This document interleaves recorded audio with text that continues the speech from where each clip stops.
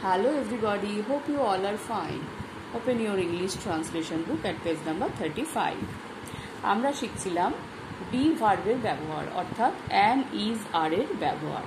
আমরা এতক্ষণ কি ধরনের বাক্য দেখেছি দেখো, মেয়েটি হয় ফর্সা, ছেলেটি হয় কালো, আমরা হই ব্যস্ত, অর্থাৎ হয় বা হই বাক্যে আমরা পেয়েছি, যেটার পরিবর্তে ইংলিশে আমরা কোথাও am, কোথাও is, কোথাও are, যেখানে যেটা হওয়া উচিত সেটা বসিয়েছি।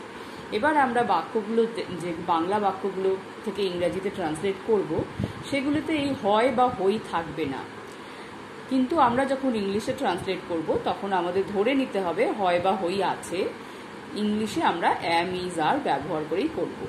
যেমন দেখো, লোকটি অন্ধ, তাহলে এখানে হয় বা হই কিছু নেই, এখানে কি হওয়া উচিত, লোকটি হয় অন্ধ, তাই তো?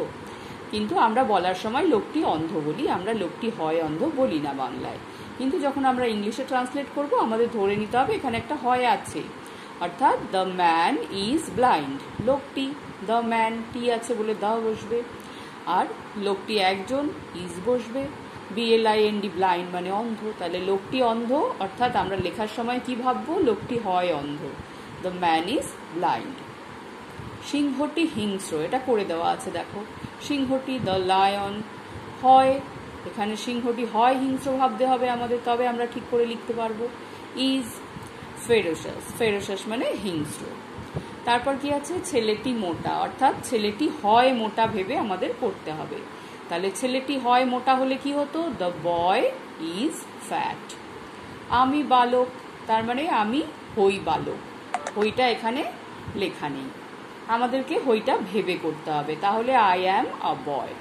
সে মহিলা, তার মানে সে হয় মহিলা, সি ইজ আ ওম্যান, মহিলা ইংরেজি হচ্ছে ওম্যান। মধু মিষ্টি, তার মানে মধু হয় মিষ্টি।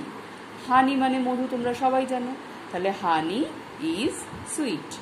কলমটি লাল, কলম ইংরেজি পেন, কলমটি দ্য পেন, হয় লাল, তাহলে ইজ রেড, এটা তোমরা নিজে নিজে লিখবে, আমি লিখে দিলাম না।